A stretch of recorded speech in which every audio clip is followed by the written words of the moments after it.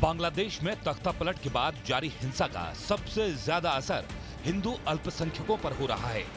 पूरे बांग्लादेश से हिंदुओं पर हमले और उनकी संपत्तियों में आगजनी की खबरें आ रही हैं। हिंदुओं के घरों और मंदिरों को चुन चुन कर उन पर हमला किया जा रहा है। নিয়ে যাওয়ার সময় উল্টো দিক থেকে এসে আমার বাসার মধ্যে ঢুকে, আমার বাবা একজন ব্যবসা করে, সে তার ব্যবসার প্রতিষ্ঠান, আমার ভাই একজন ডাক্তার, ছোট কাকার ছেলে, তার চেম্বারও আমাদের বাসার মধ্যে। এই চেম্বারের মধ্যে ঢুকে আমাদের পুরো ভাইরা চুইরা কিচ্ছু রাখে নাই। আমার কাকাকে খুঁজতেছিল, আমার ভাইকে খুঁজতেছিল, মানে এরা কোথায়। আমার মা বাইরে ছিল, আমার মা শুধু নিরুপায় হয়ে দাঁড়ায় দেখতেছে যে ঘরে ফ্যান বলেন, খাবার জলের জগ বলেন, একটা গ্লাস বলেন, কিচ্ছু রাখে নাই। পিটাই ভাঙে ফেলাইছে। বাবা যতটুকু পারছে ছবি তুলছে এবং বাবারে মারছে, বাবার গায়ে হাত দিছে। আর আমার ছোট কাকা তো পলাই আছে, আমার ছোট কাকাকে ওরা খুঁজতেছে। মানে আমরা কতটা নিরুপায় আজকের এই ছাত্রদের কারণে। আমরা এখন কি দেশ ছেড়ে নিজের জায়গা জমি ছেড়ে কি আমরা ইন্ডিয়া পালাই যাবো এটা মনে করতেছে সবাই। কেন ইন্ডিয়া যাব? আমরা স্বাধীন দেশে বাস করি না? আমরাও দেশের নাগরিক না? তো তাহলে কেন আমাদের সাথে এরকম হবে? আমরা তো স্বাধীনতা, ঠিক আছে, সবই ঠিক আছে। वर्ल्ड हिंदू फेडरेशन के बांग्लादेश चैप्टर की रिपोर्ट के मुताबिक बांग्लादेश के 39 जिलों में हिंदुओं को बनाया गया निशाना। घरों से लेकर मंदिरों तक में तोड़फोड़, आगजनी और लूट। हिंदू नेताओं की हत्या की गई है और उनके घरों को जलाया गया है। राजनीति से जुड़े हिंदू नेताओं को खास तौर पर निशाना बनाया जा रहा है। हिंदू महिलाओं को अगवा करने की भी खबरें सामने आ रही हैं। बांग्लादेश में मौजूद हिंदुओं के हालात पर भारत में भी चिंता जाहिर की जा रही है।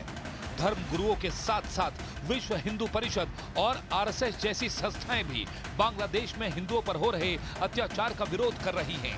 साथ ही सरकार से मांग भी कर रही हैं कि बांग्लादेश में हिंदुओं की सुरक्षा का प्रबंध किया जाए। बांग्लादेश में 10% के लगभग हमारे हिंदू बंधु भी रहते हैं। उनकी भी सुरक्षा आवश्यक है। इसलिए वहाँ की सेना से, इस समय जिनके हाथ में सत्ता है, उन लोगों से हम ये अनुरोध करना चाहते हैं कि हमारी हिंदू जनता को कोई परेशानी नहीं होनी चाहिए और उनके योगक्षेम का भी निरंतर ध्यान रखा जाना चाहिए। बांग्लादेश में सबसे ज्यादा अल्पसंख्यक हिंदू ही हैं। ऐसे में उनकी सुरक्षा अब एक बड़ा मुद्दा बनती जा रही है। बांग्लादेश ब्यूरो ऑफ स्टैटिस्टिक्स के मुताबिक देश भर में सबसे ज्यादा 7.95% अल्पसंख्यक हिंदू ही हैं। इसके बाद बौद्ध और ईसाई आते हैं। तख्तापलट के बीच जारी हिंसा के बीच बांग्लादेश में रहने वाले भारतीय अब स्वदेश लौटने लगे हैं। शेख हसीना के देश छोड़ने के बाद बांग्लादेश में हिंदुओं के साथ हो रही हिंसा का असर इनके चेहरे पर साफ पड़ा जा सकता है। बांग्लादेश में तख्तापलट की साजिश में आईएसआई का नाम भी सामने आ रहा है। ऐसे में माना जा सकता है कि बांग्लादेश में हिंदुओं पर हो रहे हमले सुनियोजित और एक सोची समझी साजिश का हिस्सा हो सकता है। बांग्लादेश में अब अंतरिम सरकार का गठन होने जा रहा है। ऐसे में हिंदुओं की सुरक्षा एक ऐसा मुद्दा है जिसका असर आने वाले समय में भारत बांग्लादेश के संबंधों पर भी दिखाई देगा।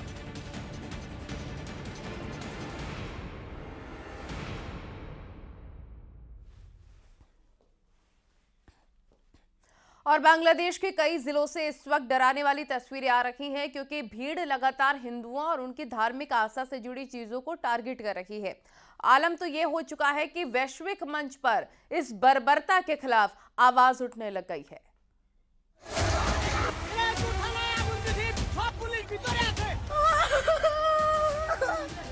वहाँ पे जो हम लोग की भाई है, हिंदू भाई, बुद्ध भाई जो है, उन लोग के घर में जाके, मंदिर में जाके आग लगा रहे हैं।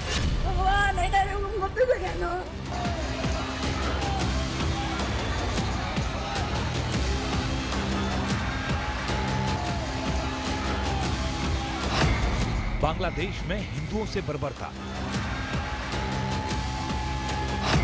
लोक गायक राहुल आनंद के घर तोड़फोड़। दंगाइयों ने घर को किया आग के हवाले।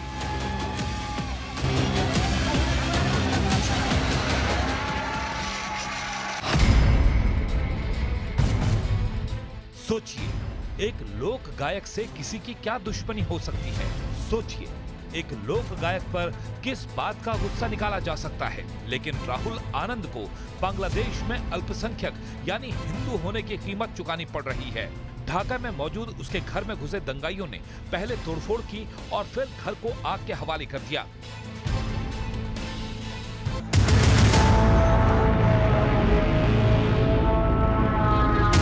लेकिन ये बांग्लादेश में घट रही बर्बरता भरी कहानी का छोटा सा हिस्सा है। देश में कुल 64 जिले हैं। 21 जिलों में हिंदुओं की बड़ी आबादी है और 39 जिलों में हिंदू दंगाइयों के निशाने पर हैं। आज भारत के तमाम पड़ोसी चल रहे हैं, मंदिर तोड़े जा रहे हैं, चुन चुन करके हिंदुओं को निशाना बनाया जा रहा है, और तब भी हम इतिहास की उन परतों को ढूंढने का प्रयास नहीं कर रहे हैं कि इस प्रकार की दुर्भाग्यपूर्ण स्थिति क्यों वहां पर पैदा हुई। चुन चुन कर उनके घरों को टारगेट किया जा रहा है। बहू बेटियों की इज्जत के साथ खिलवाड़ किया जा रहा है। और ये सब कुछ हुआ है शेख हसीना सरकार के तख्ता पलट के बाद। यही वजह है कि बांग्लादेश में हिंदुओं के साथ हो रही बेरहमी पर आवाज उठने लगी है। जो हमारे अल्पसंख्यक हिंदू भाई हैं, उनकी माँ बहन बेटियों की इज्जत आबरू पर बात ना आ जाए, इसके लिए भारत को चौकन्ना रहना पड़ेगा और पूरी ताकत के साथ अपने अल्पसंख्यक हिंदू भाइयों के साथ पूरे देश को खड़ा होना पड़ेगा। वहाँ के हिंदू भाई बहन परेशान हैं, मंदिरों में तोड़फोड़ की जा रही है, बहुत उपद्रव मचे हुए हैं। भारत सरकार से हमारी प्रार्थना है कि बहुत ही जल्दी भारत को अपना विशाल दिल दिखाते हुए बांग्लादेश में रहने वाले हिंदुओं के लिए विशेष व्यवस्था के साथ द्वार खोल देने चाहिए। बांग्लादेश में हिंदुओं के साथ अत्याचार की ऐसी तस्वीरें आ रही हैं जिन्हें टीवी पर दिखाया भी नहीं जा सकता। जानकारी के मुताबिक राजधानी ढाका में कई मंदिरों को ध्वस्त किया जा चुका है। साल भर हजारों लोगों का पेट भरने वाले इस्कॉन टेम्पल को भी दंगाइयों ने नहीं छोड़ा है। हम सरकार से निवेदन कर रहे हैं कि एक सुनिश्चित करे कि वहाँ के हिंदू सुरक्षित रहे, और हमको विश्वास है कि सरकार कुछ कदम उठाएगी। हम यही अपील करना चाहेंगे अन्य देशों की सरकारों से, कि भारत सरकार से और अन्य देशों की सरकारों से, कि ये जो बांग्लादेश में जो तांडव चल रहा है उसके लिए बहुत ही कदम उठाने की आवश्यकता अभी है, क्योंकि वहाँ पर लगभग 1.3 करोड़ हिंदूज रहते हैं और वो लोग काफ़ी आतंकित हैं। हिंदुओं के लिए बांग्लादेश इस कदर असुरक्षित हो चुका है कि वहां से उन्हें निकालने की कवायद शुरू की गई है। सुनिए, बांग्लादेश से भारत आए एक ट्रक ड्राइवर ने वहां क्या देखा। हमारा गवर्नमेंट हम लोग को इंडिया में बुलाया है, इसीलिए हम लोग इंडिया हैं। गाड़ी हम लोग के बांग्लादेश अंदर में ही। क्या हादसा हुआ था? अंदर में पूरा तोड़ फोड़, सब आग उग लगा रहा है सब तरफ। उधर बांग्लादेश में हिंदुओं पर हो रहे अत्याचार को लेकर सदगुरु जग्गी वासुदेव ने भी आपत्ति जाहिर की है। उन्होंने अपने एक्स हैंडल पर लिखा, ये बांग्लादेश का आंतरिक मामला नहीं है, हमें अपने पड़ोसी देश में अल्पसंख्यकों की सुरक्षा सुनिश्चित करनी चाहिए, उनकी रक्षा करना हमारी जिम्मेदारी है। सच यही है कि बांग्लादेश में हालात बेकाबू हैं और इन बेकाबू हालात का सामना अल्पसंख्यक समुदाय को करना पड़ रहा है।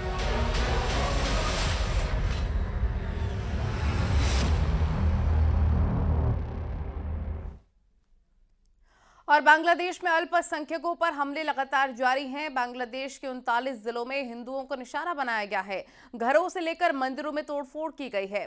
खबर यह है कि कई हिंदू नेताओं की हत्या की गई है और हिंदुओं के घरों को जलाया गया है। हिंदू महिलाओं को भी अगवा किया गया है। राजनीति से जुड़े हिंदू नेताओं को निशाना बनाया जा रहा है और वो लोग अपनी जान बचाने के लिए भाग रहे हैं।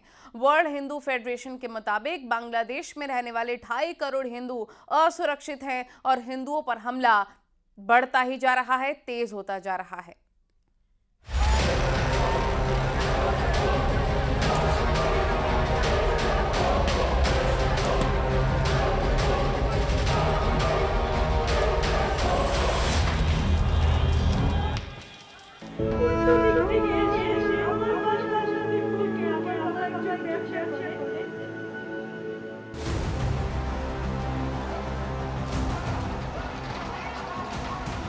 बांग्लादेश में हिंदू विरोधी जमात, कट्टरपंथी चेहरा, आंदोलन सिर्फ मोहरम। हसीना के जाते ही खूनी खेल शुरू।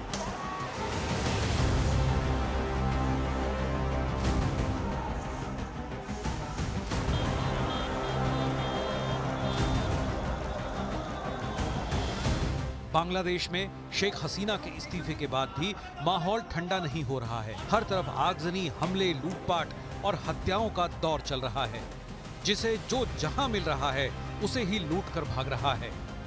कानून व्यवस्था धराशायी है। लेकिन जो सबसे डरावनी कहानी है वो ये कि अल्पसंख्यकों को टारगेट करके निशाना बनाया जा रहा है। शेख हसीना के तख्ता पलट के बाद जिसका डर था, बीते 24 घंटे में वही हो रहा है। हम लोगों का घर कारोबार सब आग से जला दिया गया है। बहुत प्रॉब्लम है। भाई है, हिंदू भाई, बुद्ध भाई जो हैं उन लोग के घर में जाके, मंदिर में जाके आग लगा रहे हैं।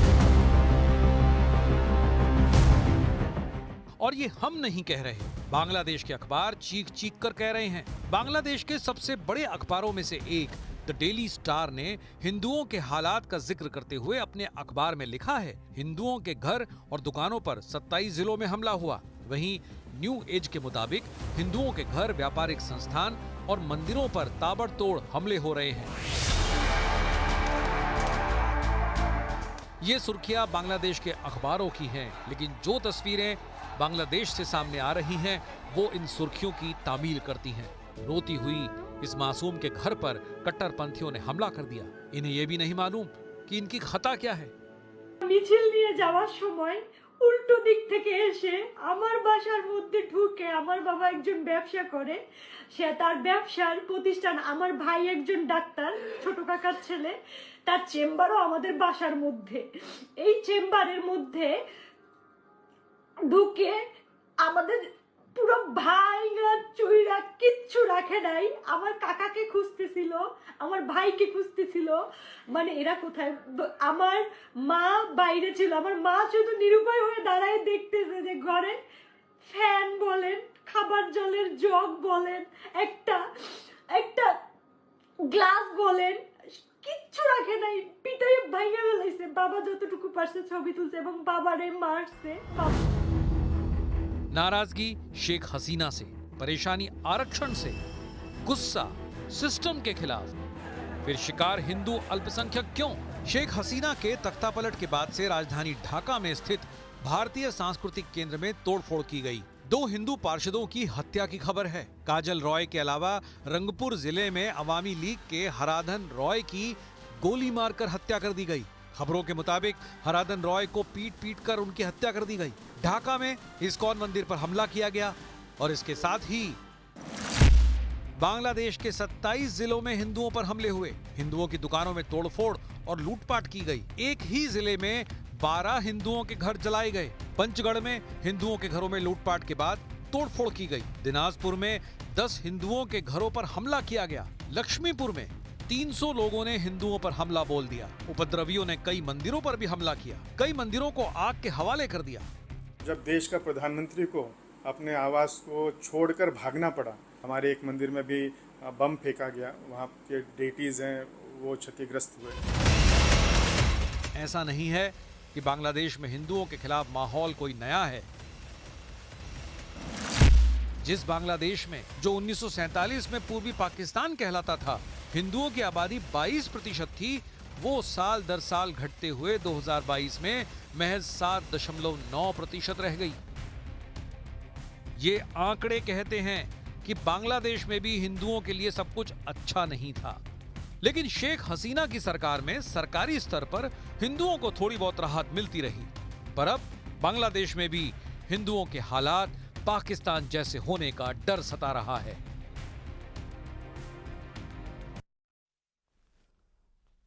बांग्लादेश हिंसा में सैकड़ों लोगों को अपनी जान गंवानी पड़ी। अल्पसंख्यकों को टारगेट किया गया। शेख हसीना को पद ही नहीं, देश छोड़ना पड़ा।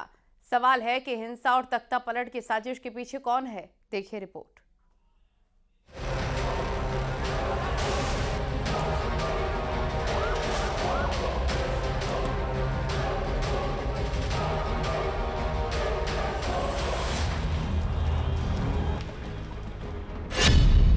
बांग्लादेश में हिंसा के पीछे कौन? सबसे बड़ा पर्दाफाश।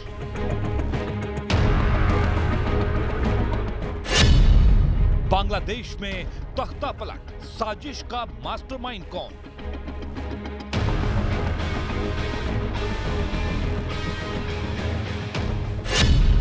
जमात का जहर, खुफिया रिपोर्ट लीक।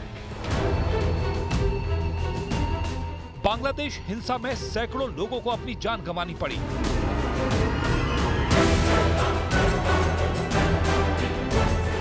अल्पसंख्यकों को टारगेट किया गया। উল্টো দিক থেকে এসে আমার বাসার মধ্যে ঢুকে আমার বাবা একজন ব্যবসা করে।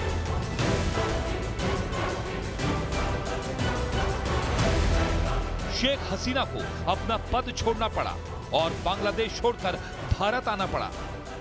उनकी हालत ऐसी हो गई कि वो किसी दूसरे देश में शरण लेना चाहती हैं, लेकिन आगे का रास्ता अटका हुआ है या फिर अटका दिया गया है।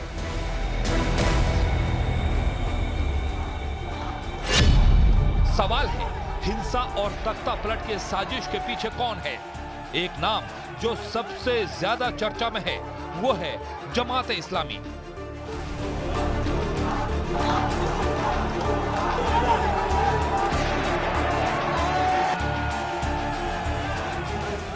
दावा किया जा रहा है कि बांग्लादेश के कट्टरपंथी संगठन जमात इस्लामी ने ही बांग्लादेश में चल रहे प्रदर्शन को हिंसा के मुहाने तक पहुंचाया और उसी संगठन ने अपनी स्टूडेंट विंग के जरिए इस साजिश को अंजाम दिया। जमात इस्लामी का स्टूडेंट विंग इस्लामी छात्र शिविर 5 साल में इतना बड़ा हो गया कि इसमें काडर की संख्या 5000 से 1 लाख तक पहुंच गई। यही नहीं, इस्लामी छात्र शिविर के अध्यक्ष और पूर्व अध्यक्ष पूरे ढाका में पिछले 3 साल से एक्टिव दिखे। जमात इस्लामी अपनी छात्र इकाई के जरिए मजबूत होता गया और दावा किया गया कि इस छात्र इकाई ने ही यूनिवर्सिटी और कॉलेज के छात्रों को प्रदर्शन के दौरान हिंसा के लिए भड़काया।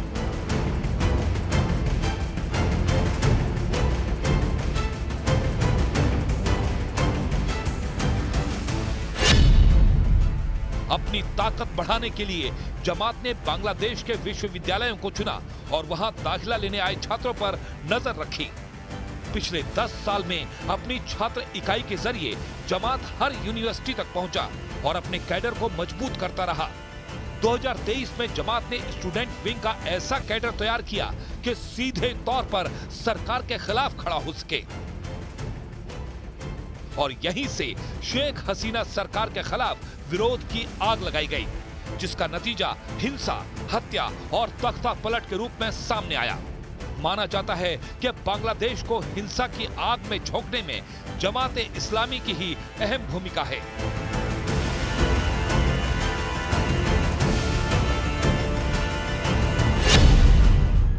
बांग्लादेश की बड़ी यूनिवर्सिटी ढाका, राजशाही, चिटगांव और इस्लामिक यूनिवर्सिटी जमात इस्लामी के छात्र विंग के आंदोलन के प्रमुख केंद्र रहे, जहां छात्रों को भड़काने का आरोप जमात की छात्र इकाई पर लगा।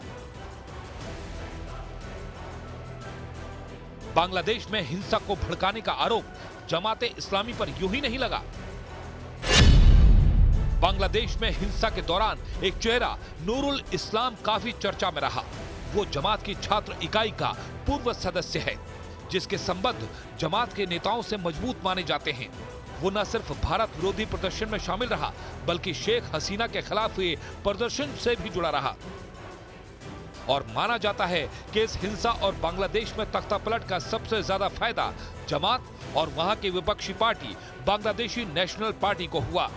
हिंसा के बाद इन दोनों के नेता जेल से रिहा होने लगे और बांग्लादेश की राजनीति में उनका दबदबा बढ़ गया।